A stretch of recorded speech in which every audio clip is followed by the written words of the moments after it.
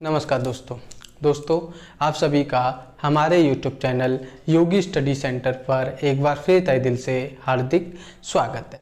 Lecture 1 वो lecture 2 वो lecture 3 मैं आपको पढ़ा चुका हूँ। लेक्चर 1 में मैंने आपको अलंकार पढ़ाए थे, लेक्चर 2 में भी मैंने आपको अलंकार पढ़ाए थे और लेक्चर 3 में मैंने आपको रस पढ़ाए थे और आज लेक्चर 4 पढ़ाऊँगा। आज मैं आपको लेक्चर 4 में समास पढ़ाऊँगा। तो दोस्त आज इस चैनल पर नए हैं वो दोस्त एक बार जाकर के लेक्चर 1, लेक्चर 2 वो लेक्चर 3 को एक बार जाकर के ज़रूर पढ़ लें। और हाँ दोस्तों, वीडियो स्टार्ट करने से पहले मैं आपसे कहना चाहूँगा कि अभी तक आपने हमारा चैनल सब्सक्राइब नहीं किया है तो चैनल को सब्सक्राइब कर लें एंड बेल आइकन पर प्रेस कर दें ताकि आपको हमारी वीडियो अपडेट टू अपडेट मिलती रहे। तो चलिए दोस्तों, अब हम लेक्चर को स्टार्ट करते हैं। अब जानते हैं हम समास। समास क्या होता है? समास में हम सबसे पहले दोस्तों जानेंगे समास की परिभाषा। समास की क्या परिभाषा होती है, इसे आप अपनी कॉपी पर नोट कर लें। मैंने बोर्ड पर लिख रखी है समास की परिभाषा, आप अपनी कॉपी पर इसे नोट करते रहें, ठीक है। और इसमें हम बहुत आसानी से याद करने वाले ट्रिक भी जानेंगे। तो चलिए दोस्तों, अब हम आपको बताते हैं समास की परिभाषा। देखिए समास की परिभाषा क्या होती है। समास की परिभाषा देखिए, समास की परिभाषा क्या होती है। समास का मतलब है सशस्टीकरण। जो दोस्तों समास का मतलब है वो है सशस्टीकरण, ठीक है। अब देखिए इसमें दो या दो से अधिक शब्द एक नया एवं सार्थक शब्द की रचना करते हैं या एक नया शब्द ही समास है। तो इसमें क्या होता है दोस्तों, इसमें हमारा सशस्टीकरण होता है। इसमें अगर हमारे पास दो या दो से अधिक शब्द हैं या फिर कोई एक नया शब्द आ रहा है, वो सार्थक शब्द की रचना करता है या फिर एक नया शब्द हमें मिल रहा है, वही हमारा समास है। इसी को हम समास कहते हैं। इसमें हम कुछ एग्जाम्पल देख ले रहे हैं। एक उदाहरण के तौर पर देखिए, कमल के समान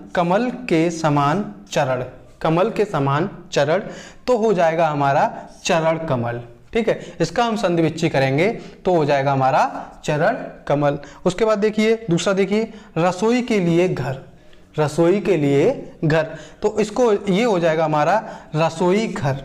अगर हम रसोई के लिए घर बोलते हैं तो हो जाता है हमारा रसोई घर, ठीक है। जैसे तीसरा देख लिए, घोड़े पर सवार तो हो जाएगा घुड़सवार। जैसे घोड़े पर सवार एक आदमी आ रहा है तो हम देखते हैं घोड़े पर सवार कोई है, इस तरीके से हम कहते हैं, तो उसको बोलते हैं हम घुड़सवार, ठीक है। उसको क्या बोलेंगे हम? घुड़सवार।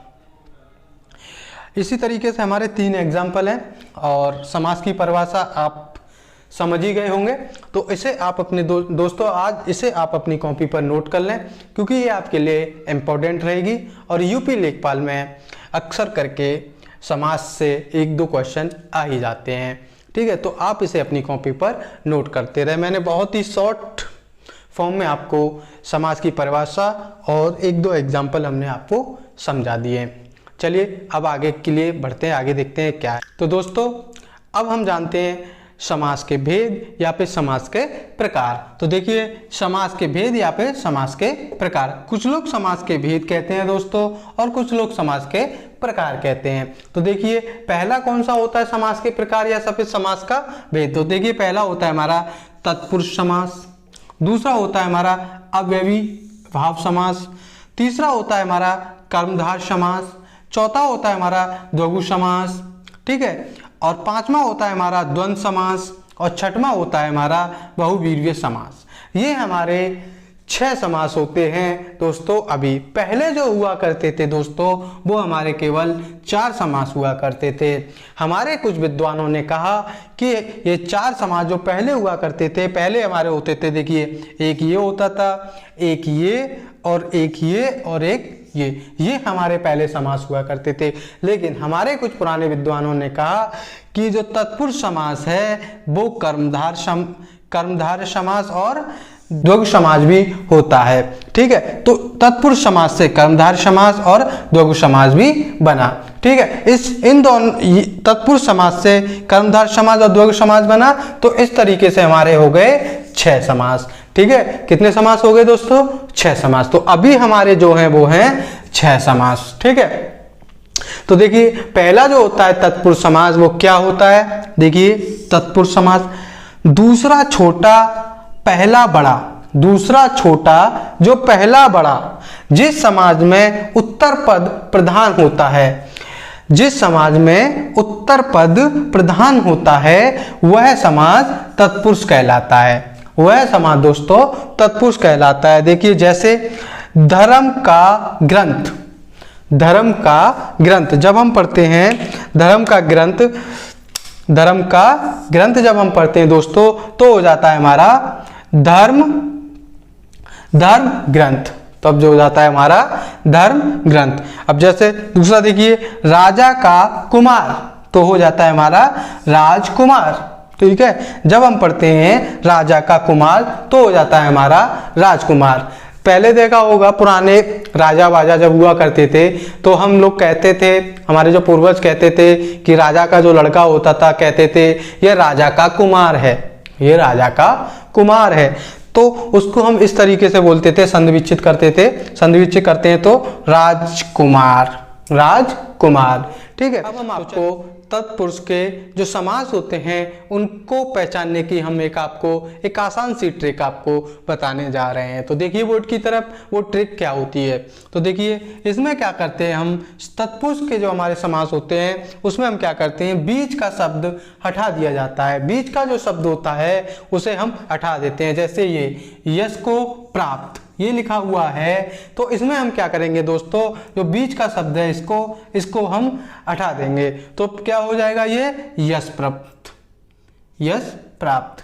जब हम बीच का शब्द हटा देंगे तो ये हो जाता है हमारा यश प्राप्त। तो देखिए बीच का शब्द जब हम हटा देते हैं, देखिए समास हमने लिख लिया, ट्रिक हमारी इधर लिखी हुई है और उदाहरण ये हमारे इधर लिखे हुए हैं, ठीक है। तो देखिए अब ये लिखा है हमारा कर्म तत्पुरुष, हमारा जो तत्पुरुष में जो हमारा समास है उसमें ये हमारा पहला है कर्म तत्पुरुष, ठीक है। तो इसको हम देखिए कैसे करेंगे, इसमें क्या करेंगे हम को हटा देंगे, जो हमारा लिखा हुआ है को हम हटा देंगे। तो देखिए को कैसे हटाएंगे, तो को जब हम हटा देंगे तो हमारा हो जाएगा यश प्राप्त, वैसे लिखा हुआ है यश को प्राप्त, तो ये हो जाएगा हमारा यश प्राप्त, ठीक है। तो इसी तरीके से हमारा करण तत्पुरुष, करण तत्पुरुष। तो देखिए इसमें हमारा आ रहा है रेखा से अविक्त, रेखा से अविक्त, तो इसमें हम क्या करेंगे, से को हटा देंगे तो हो जाएगा हमारा रेखांकित, ठीक है, रेखांकित। इसी तरीके से हमारा संप्रदान, इसी तरीके से हमारा संप्रदान तीसरा तत्पुरुष, ठीक है। इसमें क्या करेंगे हम का को हटा देंगे, तो देखिए इसमें देश के लिए भक्ति, ठीक है, तो देश के लिए भक्ति तो हो जाएगा देशभक्ति। जब इसमें हम के को हटा देंगे तो हो जाएगा हमारा देशभक्ति, ठीक है। इसी तरीके से हमारा संबंध, ठीक है, संबंध तत्पुरुष, संबंध तत्पुरुष में हम क्या करेंगे दोस्तों, का के की इन सबको हटा देंगे, तो जैसे इधर लिखा है हमारा गंगा का जल, गंगा का जल, तो का को हम इसमें से हटा देंगे तो हो जाएगा हमारा गंगा जल, ठीक है। इसी तरीके से हमारा अधिकरण, अधिकरण तत्पुरुष, अधिकरण तत्पुरुष हम जब देखेंगे तो इसमें क्या करेंगे हम मे को हटा देंगे, मे शब्द को हम इसमें हटा देंगे, ठीक है, तो हो जाएगा गृह प्रवेश, गृह प्रवेश हो जाएगा। देखिए गृह में प्रवेश, जब हम गृह में प्रवेश करते हैं यानी घर में प्रवेश करते हैं तो देखिए तो हो जाएगा गृह प्रवेश, जब इसमें हम मे को हटा देंगे, ठीक है। अब है अपदान तत्पुरुष, अब है हमारा अपदान तत्पुरुष, ठीक है, तो इसमें क्या करेंगे हम से को हटा देंगे, तो देखिए दया से हीन, इधर लिखा हुआ है दया से हीन, तो इसमें हम क्या करेंगे से को हटा देंगे तो हो जाएगा हमारा दयाहीन, ठीक है। तो ये हमारे 6 तत्पुरुष के समास थे और 6 की हमने आपको दोस्तों ट्रिक बता दी है। ट्रिक हमारी ये है, इसमें को हटा देंगे, से को हटा देंगे, का को हटा देंगे, का के की को हटा देंगे, मे को हटा देंगे, से को हटाएंगे। इसमें हम दोस्तों बीच का जो शब्द होता है उसको हटा देंगे, उसके बाद हमारा जो भी शब्द बनता है उसको हम लिख देंगे, जैसे संधि विच्छेद जैसे हम करते हैं उसी तरीके से ये भी होता है, इसे भी आप संधि विच्छेद तरीके से कर सकते हैं। चलिए अब हम जानेंगे अवयवी भाव के समास। दोस्तों देखिए अवयवी भाव समास क्या होता है, अवयवी भाव समास में पूर्व पद प्रधान होते हैं। दोस्तों जो अवयवी भाव में जो पूर्व पद होते हैं वो क्या होते हैं, प्रधान होते हैं। देखिए अवयवी भाव समास के पहले पद में, अवयवी भाव समास के पहले पद में अनु, आ, यथा, भर, हर आदि आते हैं तो वह अवयवी भाव समास होते हैं। ठीक है, जैसे आ जन्म तो हमने क्या बोला था, आ जन्म है ये हमारा अवयवी भाव समास के पहले पद में, अनु, आप, अतः, घर आते हैं, वह अवयवी भाव समास होते हैं। तो देखिए आ जन्म, ठीक है, तो जन्म से लेकर, आ जन्म है तो हमारा है जन्म से लेकर। ठीक है, इसका संधिविच्छ करेंगे तो यथामति, मति के अनुसार, ये आजन जन्म से लेकर, मतलब जो हमारे साथ है वो जन्म से लेकर के अब तक है। जैसे हम कहते हैं कि हमारे, ये कहते हैं ये हमारा भाई है, ये हमारे साथ, अभी हम बूढ़े हो गए और ये हमारा बचपन है, तो हमारा जन्म, तो ये हमारे जन्म से लेकर अब तक हमारे साथ है, तो इसको कहेंगे हम जन्म से लेकर। ठीक है, यथामति, मति के अनुसार, मति कहते हैं कि इसकी मति मारी गई है, ये पागल हो गया, ये ऐसा क्यों कर रहा है, इस तरीके से कहते हैं। ठीक है, तो वही है मति के अनुसार। ठीक है, तो ये हो गया मैं हमारा अवयवी भाव समास। ठीक है, इसे दोस्तों आप अपनी कॉपी पर नोट कर लें, क्योंकि बहुत शॉर्ट तरीके से हमने आपको ये समझा दिया है, तो इसे आप अपनी कॉपी पर नोट करते रहें। चलिए अब देखते हैं हम आगे का तो दोस्तों अब बात करते हैं हम कर्म धारय समास। अब जो बात करने जा रहे हैं दोस्तों, कर्म धारय समास की बात करने जा रहे हैं। देखिए ये क्या होता है, कर्म धारय समास में उत्तर पद समास होता है। ठीक है, उत्तर पद जो होता है दोस्तों वो हमारा समास होता है। देखिए इसकी ट्रिक होती है हमारी, पहला पद विशेषण होता है। इसमें जो कर्मधारय समास में दोस्तों पहला पद जो होता है वह विशेषण होता है, दूसरे पद की तुलना हो किसी और से। जैसे हम कहते हैं कि हमारी तुलना इससे कर दी या उसकी तुलना हमसे कर दी, तो इसमें कह रहा है दूसरे पद की तुलना हो। तीसरे में कह रहा है कैसे हो, मतलब कैसे हो। हम कहते हैं कि किसी ने, मतलब किसी की नौकरी लग गई हो, किसी को कैसे हो गया भाई, कैसे लग गया, ये सब चीजें, मतलब हम जब उसके लिए बुरा मतलब सोचते हैं तब कहते हैं ऐसे कैसे हो गया, ये सारी चीजें होती हैं। ठीक है, तो तीसरा हमारा कैसे हो। ठीक है, अब जैसे देखिए, जैसे हम एक उदाहरण देख लेते हैं, उदाहरण हम कुछ, हमने 3 उदाहरण लिख रखे हैं तो देख लेते हैं। नील गगन, कहते हैं ना नील गगन यानी हमारा आसमान नीला है, तो हम कहते हैं नील गगन। तो इसको कहेंगे नीला है जो गगन, यानी हमारा आसमान जो है वह नीला है, इसलिए उसे हम गगन कहते हैं। ठीक है, दूसरा है हमारा सूर्यमुखी। एक सूर्यमुखी का फूल तो आपने देखा होगा, तो कहते हैं हम उसे ये सूर्यमुखी। अब इसको कहेंगे सूर्य के समान मुख। ठीक है, सूर्य के समान मुख। अब ये हमारा जो सूर्यमुखी का जो फूल होता है उसको हम कहते हैं सूर्यमुखी का फूल है ये। तो उसे हम क्यों कहते हैं, क्योंकि उसका सूर्य के समान उसका मुख है, यानी सूर्य के समान उसका बॉडी स्ट्रक्चर हम अपना बोल देते हैं, उसको भी बॉडी स्ट्रक्चर बोल सकते हैं। ठीक है, तो सूर्य की मुखी उसका मुख समान है। ठीक है, अब हमारा तीसरा है दानवीर हमने देखा होगा, सुना होगा। दानवीर कहते हैं ना कि दान बहुत करता है, जैसे कहेंगे हम जैसे हमारा दोस्त है, हम कहेंगे हमारा दोस्त दान बहुत करता है, तो उसको हम कहते हैं दानवीर। क्यों कहते हैं, क्योंकि दान करने वाला वह बहुत ज्यादा दान करता है, इसीलिए उसे हम दानवीर कहेंगे। ठीक है, तो ये हो गया हमारा कर्मधारय समास। चलिए अब आगे बात करते हैं हम दूसरे समास की। तो चलिए उसके लिए हम दोस्तों इसे मिटा देते हैं। उम्मीद करता हूं ये आपके समझ में आ गया होगा और इसे आप अपनी कॉपी पर नोट कर लें। हम साथ ही साथ आपको हर समास में आप ट्रिक बताते जा रहे हैं, तो वो ट्रिक आप अपनी कॉपी में नोट करते रहें। चलिए दोस्तों अब हम इसे मिटा देते हैं। चलिए तो देखिए द्वंद्व समास क्या होते हैं। द्वंद्व समास में क्या होता है दोस्तों, जिसमें प्रथम पद की संख्यावाची होती है उसे द्वंद्व समास कहते हैं। ठीक है, देखिए दोपहर, जैसे एग्जांपल देखते हैं हम, दोपहर, दो पहरों का समूह। दोपहर को जब हम कहेंगे तो ये हो रहा है दो पैरों का समूह। दो पैरों का समूह क्यों हो रहा है? क्योंकि दोपहर में कोई भी समूह, बहुत सारे समूह होते हैं, इसीलिए दोपहर का समूह कहते हैं। ठीक है, अब आता है हमारा शताब्दी। शताब्दी है तो इसे ये कह रहा है 100 सालों का समूह। शताब्दी है तो कह रहा है 100 सालों का समूह। क्यों? क्योंकि शताब्दी में क्या होता है दोस्तों, हम कहते हैं कि ये कोई भी प्रथा है, ये शताब्दियों से चली आ रही है, जन्म से चली आ रही है, तो उसी को कहते हैं शताब्दियों का समूह। ठीक है, अब है पंचतंत्र। पंचतंत्र है 5 तंत्रों का समाहार, 5 तंत्रों का समाहार। ठीक है, अब है हमारा सप्ताह। सप्ताह क्यों है? 7 दिनों का समूह, क्योंकि सप्ताह में 7 दिन होते हैं, इसलिए 7 दिनों का समूह। तो ये था हमारा दोस्तों द्वैध समाज। ठीक है, उम्मीद करता हूं कि द्वैध समाज आपको समझ में आ गया होगा। अब बात करते हैं हम बहुवीर्य समाज। बहुवीर्य समाज क्या होता है? देखिए, कोई भी पद इसमें प्रधान नहीं होता। बहुवीर्य समाज में दोस्तों कोई भी पद प्रधान नहीं होता। तो इसके हम कुछ उदाहरण देख लेते हैं। 10 नन, ये लिखा हुआ है 10 नन। 10 नन क्यों लिखा हुआ है? दास है आनंद जिसके, दास है आनंद जिसके। ठीक है, सॉरी, यहां लिखा जाएगा 10 हैं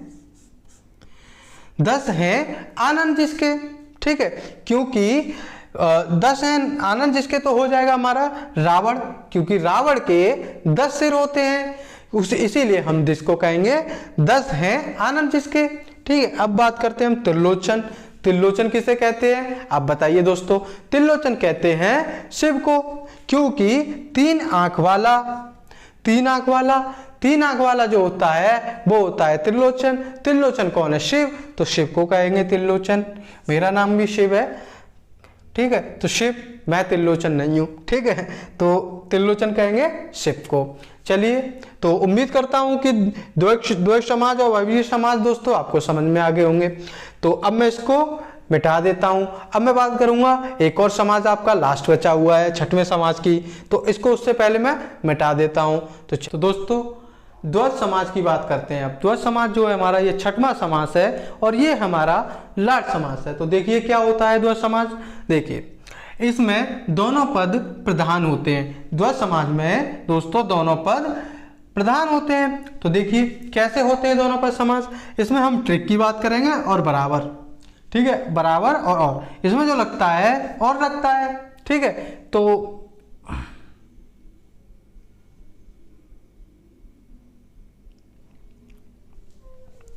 दोस्तों अब बात करते हैं हम द्वैध समास। ये हमारा 6वां समास है और ये हमारा लाट समास है, क्योंकि 6 समास होते हैं। तो अब हम आपको 6वां समास बता रहे हैं। तो देखिए द्वैध समास क्या होता है। इसमें दोनों पद प्रधान होते हैं। द्वैध समाज में दोस्तों दोनों पद प्रधान होते हैं। इसकी हम ट्रिक बताएंगे आपको कि आप कैसे याद कर सकते हैं इसको। और इसमें जो होता है हमारा और बराबर लगता है। ठीक है, और बराबर लगता है, जैसे और ये लग गया और बराबर ये लग गया। तो चलिए हम आपको एक एग्जांपल बता देते हैं, जैसे माता पिता।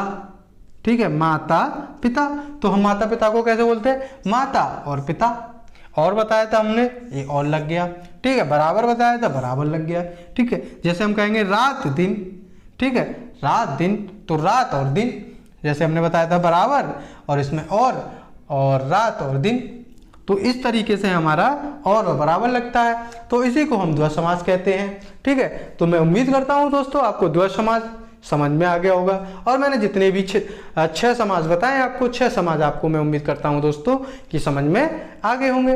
तो दोस्तों आज की वीडियो में इतना ही। अगर दोस्तों आपको हमारा पढ़ाया हुआ अच्छा लगा है तो हमारी वीडियो को लाइक कर दें और शेयर भी कर दें साथ ही साथ, और हमारे चैनल को सब्सक्राइब कर लें एंड बेल आइकन पर प्रेस कर दें, ताकि आपको हमारी वीडियो अपडेट टू अपडेट मिलती रहे। तो चलिए दोस्तों आज की वीडियो में इतना ही।